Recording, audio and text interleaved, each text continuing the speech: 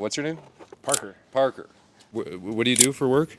I work in software technology Software. industry. Yeah. Nice. And I'll just get into it. What does the American dream mean to you? What does the American dream mean to me? Well, when people bring up the American dream, I immediately think of Jay-Z, Okay. and I think that the American dream to me means that by being a citizen in our country, like regardless of the resources that you might have at your disposal, or maybe like the station that you're born in life, that supposedly through grit and effort and perseverance, you can become whoever you want to become. Has the American dream worked for you?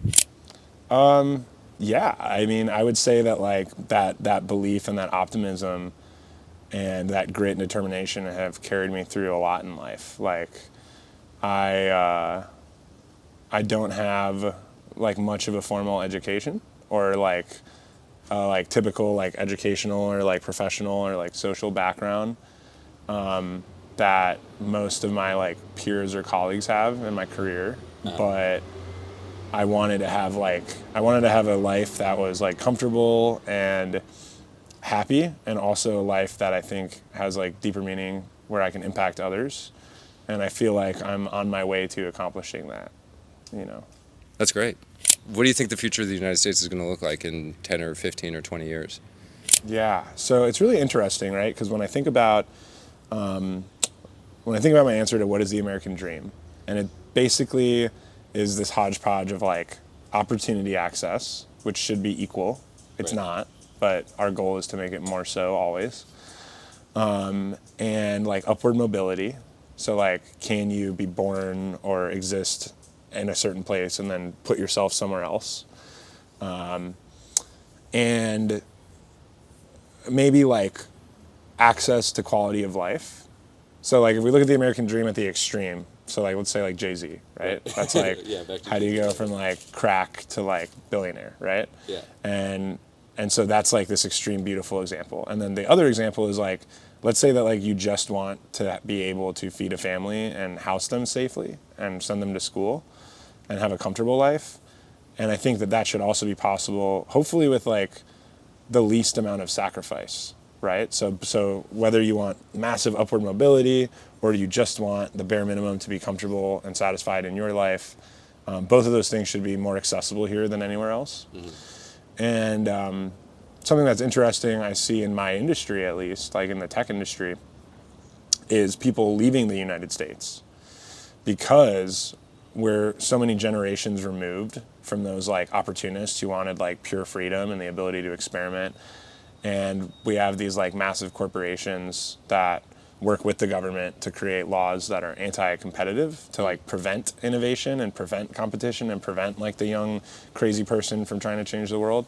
And so, yeah, there's actually like communities of people, there's like the expat communities, but now those are getting even focused into this idea of like charter cities and like network states or like places where people are leaving the United States in large groups to operate in special economic zones that are like, you know, less legally prohibitive of competition and experimentation. And I'm not super into that myself. I want to believe that like solving problems at home is a better solution than avoiding them or leaving them behind. Mm-hmm. But it's a big topic here that like a lot of the most like brilliant people, way more ambitious than myself, are leaving the United States. Mm. So, Do you think that you think that's going to happen more in the future? Absolutely. I think it's trending upwards currently. Mm. And you think that's going to have like a negative impact on the United States? I think overall, yeah, because like if you're talking about, okay, I can think of a few examples. Like I'm a digital nomad who has a job employed by a U.S. company, but I don't have to live in the United States. Well, I can go live somewhere that's less expensive, mm-hmm. or that is more like free or meaningfully like cultural in the way that is important to me. Mm-hmm. And so now I'm going to leave America, and so I'm making money from an American company, but I'm spending it elsewhere, right. Which means that like the big corporation that employs me is earning, but like the mom and pop businesses that make like America like, you know, worth living in, right. are being harmed. I think like it's hard. Another example would be as an entrepreneur. Like if I want to do something that, again, is competitive with the traditional banks, hospitals, universities or other like institutions, Yeah. then it's often a better choice to actually leave the United States and experiment elsewhere than to do so here, where like technically the law might like prohibit innovation. And yeah, I think when you combine that with the cost of living here and how much that's increasing and rising, like I'm like a high earner and my partner is a high earner, and both of us are like thinking about the future, and like that second thing earlier, not the massive success, but to just like have a nice house for a family and send your kids to good schools and be somewhere safe, Right. and like pretty, Yeah. and like California on the beach. Right. Just that I just described is many millions of dollars, right? And so all of a sudden it's like, how do most people do that? Right. So yeah, I think those things are getting worse currently, and I'm not saying that means that we're like doomed, but rather that they will need to keep getting worse until it hurts enough for us to change and get better. Yeah. No, that's very true. This might be related, but what do you think the biggest threat currently to the United States is? Oh boy, I mean, I think I can think of so much to do with education, climate, finance, like social values, but I think almost all of them can sort of be categorized in this idea that we have built such abundance in terms of like material abundance, the ability to be safe and comfortable with little effort that I alluded to earlier, and like the availability of just like dopamine and comfort, that I fear that like our problems are getting worse because there's no need to solve them. Like we're in a really unique place right now. I mentioned this to a friend the other day, where it is affordable to get in an airplane and fly anywhere on the planet, and those airplanes haven't destroyed our natural environment enough yet that those places are still worth going to. That's very interesting. So we're at this really special moment where like I can dive or surf at like every place I could ever imagine and want to in my lifetime. Yeah. And probably just in my lifetime. Right. And so we don't have a personal incentive to make things better. We're just enjoying it. Right. And there are some like irreversible decisions that we're making as local communities, as a country, and as a species that mean that like my children and their children will struggle way harder. So that's my main concern. It's like, oh, well, things are great for us. Why would we work hard to fix them when we could just enjoy that? Right. And the answer would be like our children. So Wow. TBD. So it's almost like the biggest threat is the absence of an immediate threat. Yeah. Almost. Yeah. It's like apathy, right? And Yeah. if you think about, and that's just the fall of empire. That's how it happens, right? Like once we get into the state of like wine and orgy, Right. then everything else that like built up into that tends to collapse, right? It's like if we run out of people who care and are skilled to support the foundation of that orgy, then the party eventually stops. Yeah, yeah. What do you think the best way to deal with that threat is? I think to be optimistic that change is possible, and realistic that we are in a very delicate place.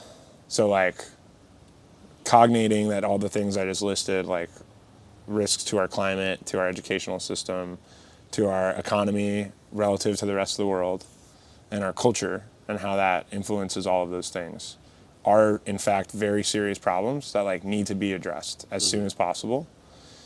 And like that can be super overwhelming, that can be paralyzing.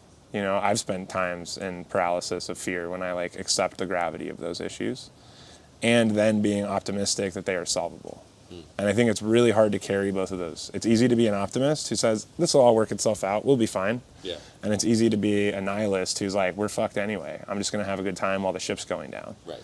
I think to be able to say, we are probably fucked and I'm still going to dedicate myself to improving things, and then us adopting that collectively as a culture would solve a lot of things. But that takes an enormous amount of like personal responsibility and emotional heaviness that I don't think it's easy for people to take on. Wow. That's a really good answer. I feel like there's a lot of political division within the United States, especially over the past 4, 8, 10 years. Do you think it's possible for opposing political sides to find common ground somehow? Yeah, I mean, you would think. It's really frustrating because, like, earlier we were talking about the differences I've seen in California interacting with majority liberal voters who treat the environment worse in terms of their like personal decision making and skills. And I'm like collectivizing an entire state's population right here, so I shouldn't do that. But Yeah. but these are just my limited anecdotal experiences. Right. Versus in Florida, that's like famously politically conservative and like economically absurd or whatever. But like on the east coast of Florida, it has never been offshore oil drilling, right? Florida has 2 coasts, so they kind of had like a benefit in that way where they could exploit the Gulf and leave the Atlantic untouched. But between that and like the use of like compostable and like non-plastic materials by like businesses on the ocean in Florida, that like really impressed me. And in California, I've seen kind of like the opposite. And I bring up that example because like you would think that like we all belong on a single planet together, that like environmental conservation or regeneration efforts would like unite. But that's been polarized to the point where like we have a political party that typically is like promoting science and facts that say that like climate change is happening irregardless of human intervention or behavior, which I think doesn't make sense because there's no other species that has like smokestacks and mines, and like just the scale of shit that we do is incomprehensibly affecting, like it's so much. Like if all of us drink 1 plastic bottle a day, that's billions of plastic bottles every day. So it's just like a scale thing, and common sense dictates that our activity is affecting the planet a lot. So I don't know, man. I wish that wasn't the case. I really loved living in Miami because it was a relatively like liberal city in a very conservative state. And so and it's an immigrant city. And so there was a culture there of respecting, differentiating, like different opinions and different types of people and having to cohabitate. That was trained through the waves of immigrants that come to that city from different parts of the world. On the West Coast, I definitely don't feel that. Like people are way more like, you're in that camp and you're my friend, or you're in that camp and you're my enemy. And seem to react more emotionally than rationally to those types of conversations. I like to let people talk and like explore their opinions regardless of if I agree with them or not, because I find that educational. But yeah, there's definitely more of like a group think and like camp mentality that I've experienced in California since moving here. What effect do you think that social media has on political and public discourse? Do you think it's positive, negative, both? Yeah, so I think that's a great question. So I used to think that because of what I saw on social media, that the world was getting worse. And I think it is more that provocative content, whether good or bad, gets surfaced and achieves virality. And if you think about it that way, we're actually creating a really fast feedback and response loop to the bad things in the world. So like something terrible happens in anywhere on earth, and it turns into a reel and now gets shared to 1 billion people through Facebook and Meta, complex. And that actually, while is emotionally burdensome, it gives us an opportunity to address things relatively quickly. It gives us an opportunity as like a society to like hold opinions and decide where we're going collectively really quickly. So I think it's kind of like pouring alcohol on a wound, where like it stings and then it helps. I think social media stings and then it helps. I have a lot of concerns about how social media is manipulated to further like dehumanize people from one another and to further alienate us. But I also think that just as a mechanism for surfacing important stuff and making sure that we collectively digest it, form opinions, and like act on it to change, it's just gonna like accelerate how we develop as a culture, which I think is a really positive way to frame it. Yeah, I've never heard that take before. That's very true. The last question I ask is, what is the most important thing in your life? It doesn't have to be political. It could be an idea, person, ideology. Yeah, I mean, definitely just like relationships. Like my relationship with myself and our earth home is super important to me, and like that affects how I feel on every level. My relationships with my family, with my romantic partner, with my friends, with my colleagues. yeah, I definitely think like my life is an aggregation of all those relationships, and like the more that I lean into that, the older I get, and the more I realize how rare certain relationships are, the more I like am selective and super attentive about the relationships that I keep. That's awesome. Any final words, last thoughts?